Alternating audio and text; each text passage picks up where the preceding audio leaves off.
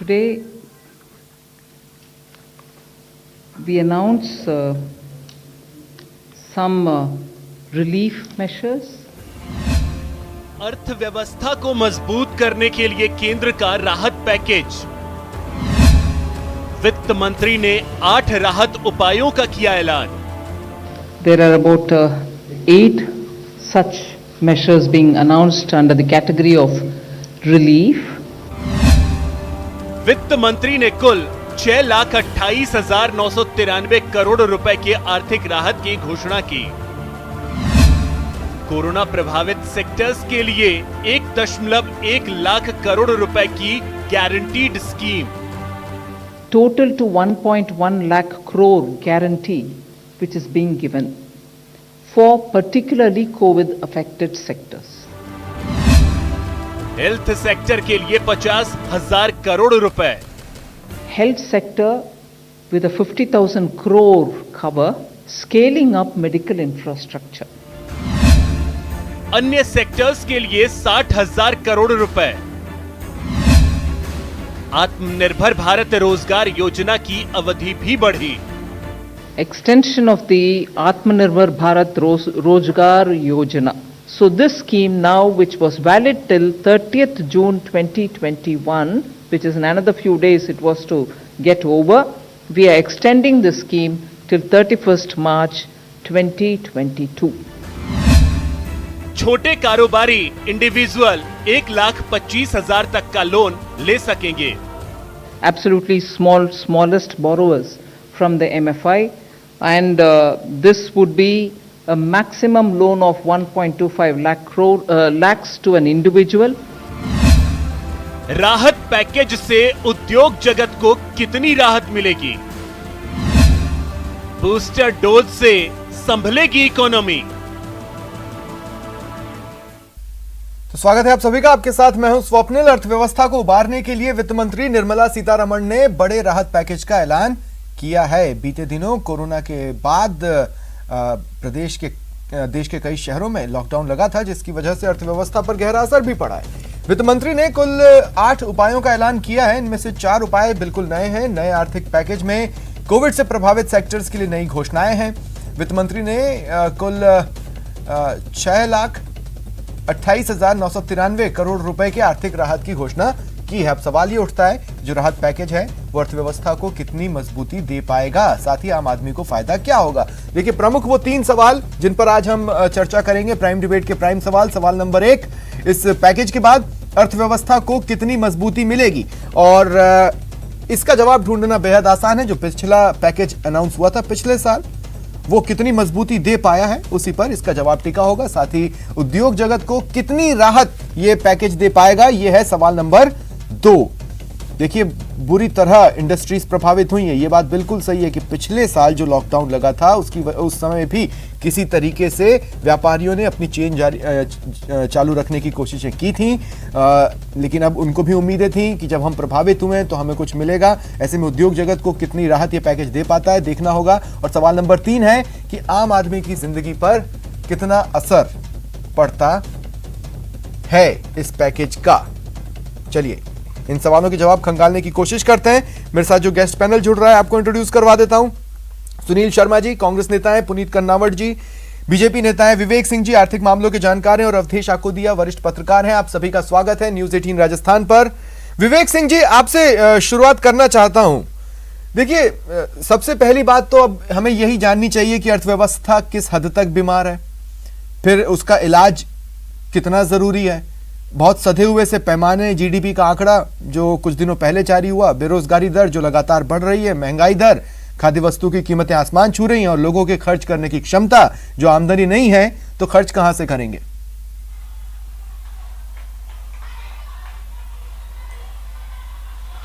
जी स्वप्निल भाई नमस्कार। देखिए, आपका प्रश्न बहुत वाजिब है और इसमें कोई दो राय नहीं है कि खास करके 2020 के बाद से लगातार कोविड का जो संकट है उसके वजह से इकोनॉमिक एक्टिविटीज कम हो गई हैं। और देखिए, जब इकोनॉमिक एक्टिविटीज कम होती हैं तो कहीं न कहीं इसका असर बहुत पड़ता है। और एक सबसे महत्वपूर्ण जो सब बात यह है कि क्योंकि डिमांड मार्केट में कम है। और जैसा आपने बिल्कुल ठीक कहा कि परचेजिंग पावर लोगों की कम हो गई है। जब उनके पास पैसा नहीं है तो कैसे वे कर सकते हैं डिमांड, और जब डिमांड कम हो गई तो जाहिर सी बात है कंपनीज का प्रोडक्शन भी उसके ऊपर इम्पैक्ट पड़ेगा। तो इन सब को देखते हुए केंद्र सरकार ने 20 लाख करोड़ का आत्मनिर्भर पैकेज का ऐलान किया, उसके बाद 3 लाख करोड़ का फिर से किया, और अभी आज जो है लगभग 6.29 करोड़ का एक और इकोनॉमिक पैकेज का रूप में, जो कि हम एक्सटेंशन बोल सकते हैं आत्मनिर्भर भारत पैकेज का, वो हुआ है। देखिए स्वप्निल भाई, 35 लाख करोड़ का बजट है, हम एक वेलफेयर स्टेट है, 6.5 लाख करोड़ से अधिक का पैसा हम सब्सिडीज में दे देते हैं। लेकिन समस्या यह है कि आप सब्सिडीज में ज्यादा पैसा दे रहे हो और आपकी जो रेवेन्यू जनरेशन है वो टैक्सेस के थ्रू होती है वो कम हो रही है। तो आप देख रहे होंगे कि पेट्रोलियम प्रोडक्ट्स की कीमत बढ़ रही है, जिसकी वजह से कहीं न कहीं महंगाई ज्यादा हो। ये सब बात ठीक है, लेकिन अगर हम आज के पैकेज की बात किए तो कहीं न कहीं इससे उद्योग जगत को भारी फायदा होने वाला है, और मैं कह सकता हूं कि एक बहुत अच्छा स्टेप है और इकोनॉमिक रिकवरी यहां से शुरुआत हो सकती है।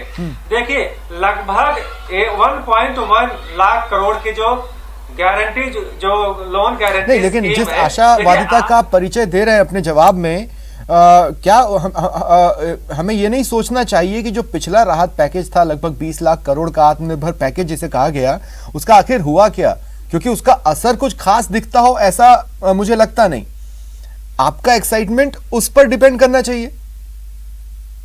देखिए उसका जी उसका असर और खराब होता, क्योंकि जो इकोनॉमिक जो स्लो डाउन हुआ वो और ज्यादा होता अगर वो इकोनॉमिक पैकेज का ऐलान नहीं होता। देखिए स्वप्निल भाई, आपको एक बात समझना पड़ेगा, और ये सही बात है और मैं इस बात को एक्सेप्ट भी करता हूं कि कहीं न कहीं आज लोगों के लोन लिया है, लेकिन जब आप लोन लेते हो तो आपको उसको रीपे करना पड़ता है। बैंक के आपको पता है कि 12 लाख करोड़ से अधिक की एनपीए है, तो ना बैंक लोन देना चाहता है ना लोग लोन लेना चाहते हैं, क्योंकि लोन लेके आप सैलरी कब तक दोगे? आप लोन लेोगे तो उसके बाद आपको विद इंटरेस्ट उसको आपको लौटाना पड़ेगा। तो लेकिन सरकार ने जो है ये जो गारंटी स्कीम लाया है, जहां पर मेडिकल इंफ्रास्ट्रक्चर के ऊपर 50,000 करोड़, उसके अलावा जो कुछ सेक्टर खास करके सर्विस सेक्टर में टूरिज्म इंडस्ट्री बहुत प्रभावित हुई है, तो उसके ऊपर फोकस किया गया, 60,000 करोड़ का प्रावधान किया गया है। 5 लाख लोग जो वीजा जो है उसको फ्री कर दिया गया है, जो फॉरेन से लोग आएंगे। 2019 में 2 लाख लोग आए थे। इसके अलावा आप देखिए फार्मर्स के लिए काम किया गया है, जो छोटे बच्चे के, क्योंकि तीसरी लहर के उनके ऊपर असर पड़ सकता है, छोटे बच्चों के ऊपर भी फोकस किया गया। तो कहीं न कहीं मेडिकल से लेकर इंडस्ट्री देखिए हालत को सुधारने के लिए मैं विवेक सिंह जी आपको रोक रहा हूं। अवधेश अखौदिया जी, मैं आपके पास आ रहा हूं। अवधेश अखौदिया जी, देखिए सबसे बड़ी समस्या क्या है कि एक होता है खर्च और एक होता है असल खर्च।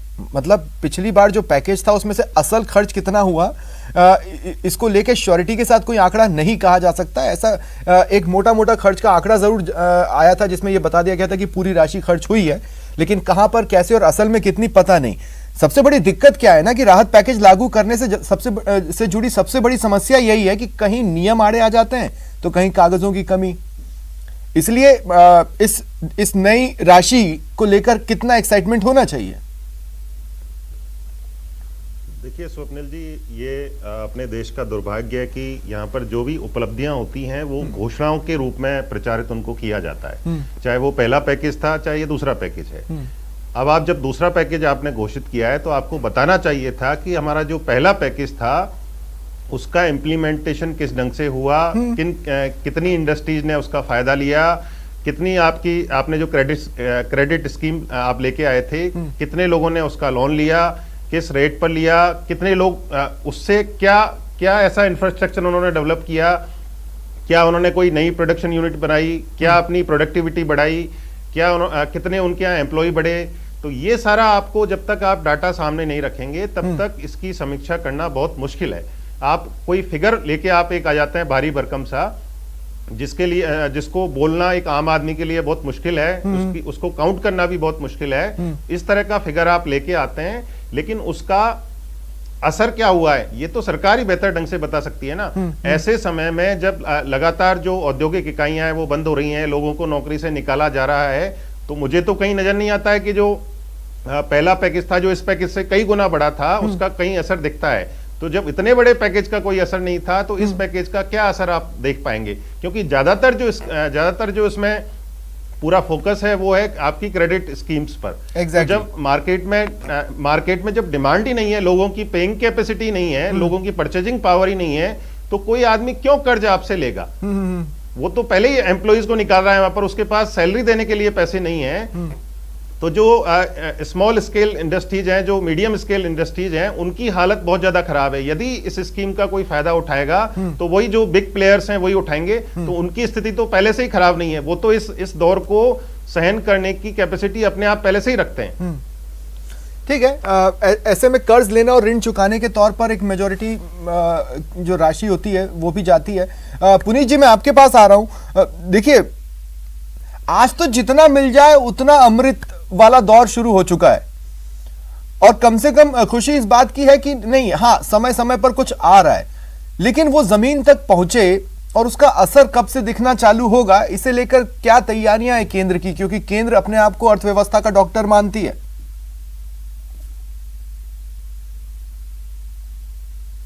स्वप्निल जी, जो पहला पैकेज लागू हुआ 20 लाख करोड़ का, ये वही पैकेज था जिसके कारण हमारी आर्थिक स्थिति बद से बदतर होने से रुक गई और धीरे धीरे ग्रोथ आना शुरू हुई।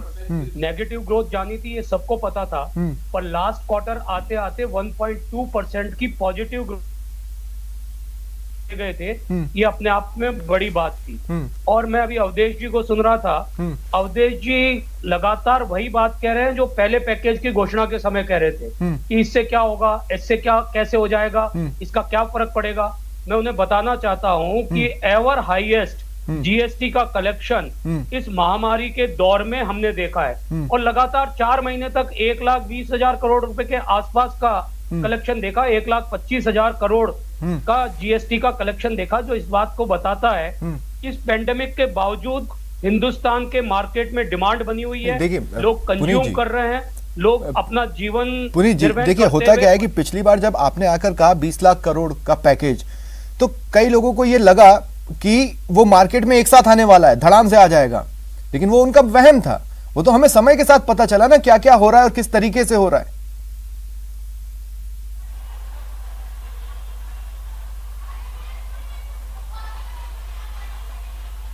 29 लाख करोड़ का एक जो पैकेज अनाउंस किया, वो डेफिनेटली बूस्टर की तरह काम करेगा। हमारी इकोनॉमी स्टेबल रहेगी और हम एक बार फिर पॉजिटिव ग्रोथ की तरफ जाने के अंदर सक्षम हो पाएंगे। ठीक है, सुशील जी, आपके पास आ रहा हूं। सुशील जी, इस पैकेज को लेकर क्या कहेंगे आप? तो मैं मानता हूं कि इंटरेस्ट रेट आप इतना ज्यादा चार्ज करना चाहते हैं इस सिचुएशन को, तो आपको प्योरली एमसीएलआर के ऊपर बात करनी चाहिए थी। ये एमसीएलआर के अंदर भी आपको रिबेट देने की बात करनी चाहिए थी। जब अकोदिया साहब सही कह रहे थे, आज पेइंग कैपेसिटी नहीं है लोगों की। जब पेइंग कैपेसिटी नहीं है, बेचारे इंडस्ट्री बंद होने जा रही, छोटी इंडस्ट्री बंद होने जा रही है, माइक्रो इंडस्ट्री बंद होने जा रही है, उस टाइम आप उनसे एमसीएलआर से आप ज्यादा लेने की बात सोच रहे हैं। आज भी अगर बैंक को आप मुनाफा देना चाहते हैं तो फिर किस सोशल बैंकिंग की हम बात कर रहे हैं? तो लंबो लुआ तो सुनील जी, मुझे एक बात बताइए, सुनील जी, क्या वक्त की मांग नहीं है कि क्रांतिकारी कदम आए, रकम आए, ताकि इकोनॉमी को फ्लो में लाया जा सके?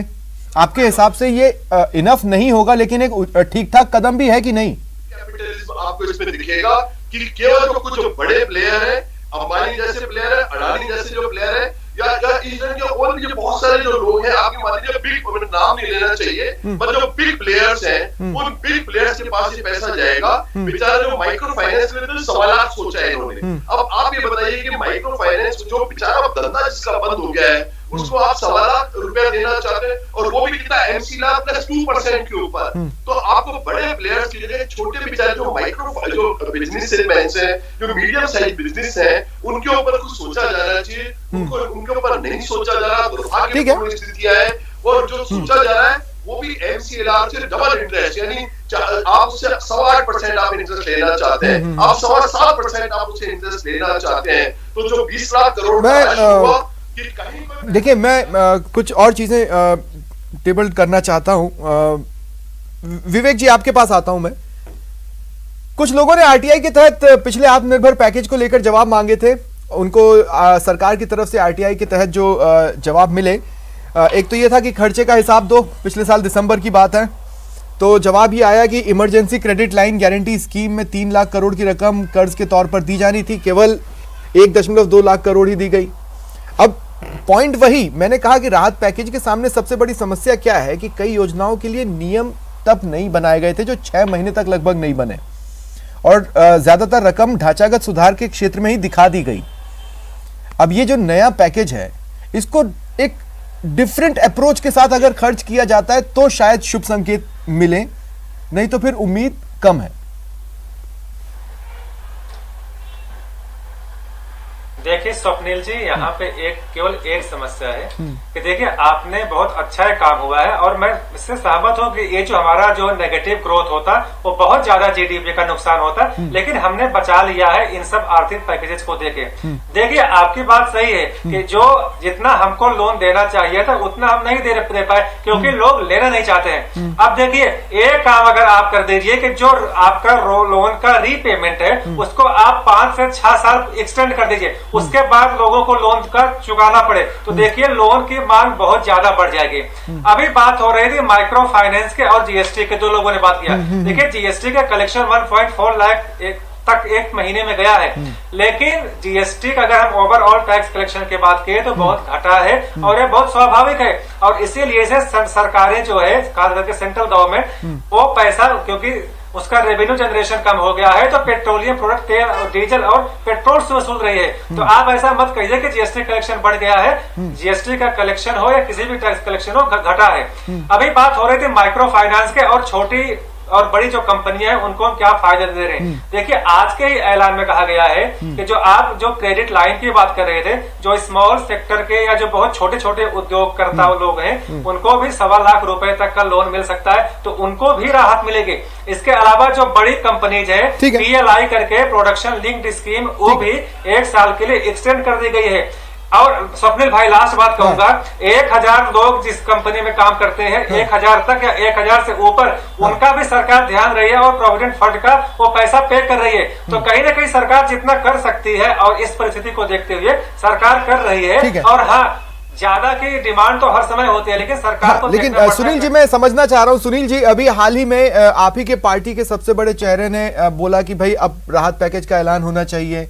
उन्होंने ही कहा कि एमएसएमई के मद्देनजर होना चाहिए, उन्होंने ही कहा कि इस तरीके से होना चाहिए। उनमें से कई बातें तो आज सेंटर ने कवर की है अपने पैकेज में। फिर मैं जो कहना चाह रहा था वो ये था कि आपकी जो बेसिक इंटेंशंस हैं, वो इंटेंशन कई बार के जो 20 लाख करोड़ का आपका जो पैकेज था उससे बहुत अच्छी तरह जाहिर हो गया था। अब देखिए, मैंने अभी भी ये बात कही थी, जो आपने इमरजेंसी जो लाइन आपने जो आप जो लेके आ रहे हैं इमरजेंसी क्रेडिट लाइन, उसके अंदर लास्ट टाइम आपने 3 लाख करोड़ के प्रोविजंस की बात की थी, 3 लाख करोड़ रुपए आपने रिजर्व किया है। अगर 3 लाख करोड़ रुपए से ही कोई लाभ नहीं मिला तो उस अब जो नया जो 1.5 लाख करोड़ रुपए वो भी केवल और केवल एक आंकड़ों की बाजी करी है। अगर आप ये देखें कि पहली बार हिंदुस्तान 7.3% से आपकी इकोनॉमी श्रिंक हो रही है, आपने उसके लिए कहा आपने 20 लाख करोड़ रुपए का आपने पैकेज दिया, पर सच बात है कि वो पैकेज कहाँ गया, इस पूरी दुनिया इसको जानती है, वो पैकेज नहीं गया। क्या पुनीत जी ये बेहतर नहीं होता कि पिछली बार जितने भी 2 बार आप लोगों ने पैकेजेस का जो ऐलान किया उससे देश को हासिल क्या हुआ ये भी साथ ही साथ बता दिया जाता। मतलब एक समय पीसीज होती थी और निर्मला सीतारमण जी ने भी बताया कि हमने इतना खर्च कर दिया, इतना खर्च कर दिया, पर मैं रिजल्ट की बात कर रहा हूं। क्या केंद्र को यह नहीं बताना चाहिए था कि उस पैकेज से रिजल्ट क्या हासिल हुआ? स्वप्निल जी रिजल्ट दिख रहा है, रिजल्ट दिख रहा है ऑटो सेक्टर में, प्रोडक्शन की कैपेसिटी के अंदर जिस तरीके से कंजम्पशन बढ़ा है उसको दिख रहा है। आज इन सब इतने बुरे पेंडेमिक में से निकलकर भी अगर लास्ट क्वार्टर के अंदर हमने 1.2% पॉजिटिव ग्रोथ के साथ नजर आए हैं तो क्या ये कम बात है? आप बताइए, 1,40,000 करोड़ रुपए से ऊपर का जीएसटी कलेक्शन हुआ, ये क्या ये बताता नहीं कि हम राइट डायरेक्शन पे काम कर रही है हमारी सरकार और लगातार कंजम्पशन बढ़ रहा है और मार्केट के अंदर डिमांड क्रिएट हो रही है? आप सारा कुछ एक डंडे से हासिल कर लेना चाहते हैं, ये कोई मैजिक नहीं है कि जिसको घुमाया हासिल हो जाएगा। अभी सुनील जी कह रहे हैं 3 लाख करोड़ सुनील जी कुछ जोड़ रहे हैं। सुनील जी बहुत शॉर्ट में बोलिए, क्या बोलना चाहते हैं, फिर मैं लास्ट सवाल लूंगा। आप ये बताइएगा मुझे, मैं किसी बात पुनीत भाई से पूछना चाहता हूँ कि पहली बार 1991 के बाद पहली बार 12% जो आपकी पॉपुलेशन है वो ले ऑफ हो गए, बेरोजगारी की तरफ की वशीभूत हो गई। मैं पहली बार ये जानना चाहता हूँ, आजादी बाद पहली बार 7.3% से इकोनॉमी श्रिंक हो गई। लेकिन मैं आपको एक बात बताऊं, आम आदमी को ये 7.1, 2.3, 4.0 ये सब समझ में नहीं आता है। और अवधेश जी, मेरा अंतिम सवाल है आपसे, देखिए अगर बिजनेस और मजदूरों को नुकसान हुआ है तो ऐसे पैकेज की जरूरत है जो खर्चे को सपोर्ट कर सके, जो लोगों तक पैसे पहुंचा सके। ये उम्मीद रखना चाहिए, लेकिन ये हासिल होगी क्या? अवधेश जी, क्लोजिंग कमेंट। स्वप्निल जी, मुझे कभी कभी ऐसा लगता है कि जो जितने हमारी जो अर्थव्यवस्था को देखने वाले लोग हैं, डिसीजन लेने वाले लोग हैं, उनको दिक्कत पैर में है और वो इलाज करते हैं सिर का। मुझे ऐसा ही लग रहा है, क्योंकि जब तक मार्केट में जो लोग हैं उनकी जब तक परचेजिंग कैपेसिटी नहीं बढ़ेगी तब तक आपकी डिमांड नहीं बढ़ेगी, डिमांड नहीं बढ़ेगी तो सप्लाई नहीं बढ़ेगी, सप्लाई नहीं बढ़ेगी तो प्रोडक्शन नहीं बढ़ेगा, प्रोडक्शन नहीं बढ़ेगा तो जो जितने भी उद्योग धंधे हैं वो नहीं चल पाएंगे, वहां पे जो बेरोजगारी की स्थिति होगी। तो सिंपल सा एक फॉर्मूला है, इसको सरकार ट्रैक पे ले आती है, यदि वो नीचे से लाए चाहे ऊपर से लाए। लेकिन यदि आप सिर्फ कर्ज बांटते जा रहे हैं और उसमें आप मॉनिटर नहीं कर रहे हैं कि वो कर्ज वाकई में कोई प्रोडक्टिव काम में लग रहा है या नॉन प्रोडक्टिव चीजों में खर्च हो रहा है, ये चीज तो आप बताएंगे ना कि जो आपने कर्ज दिया उसका उपयोग क्या किया जिन्होंने कर्ज लिया उसका। ठीक है, तो ये सारी चीजें हैं, तो बड़ा कंफ्यूजिंग स्थिति है सारी की सारी। चलिए, शुक्रिया आप सभी का मेरे साथ जुड़ने के लिए और चर्चा में शामिल होने के लिए। ये था प्राइम डिबेट। नमस्कार।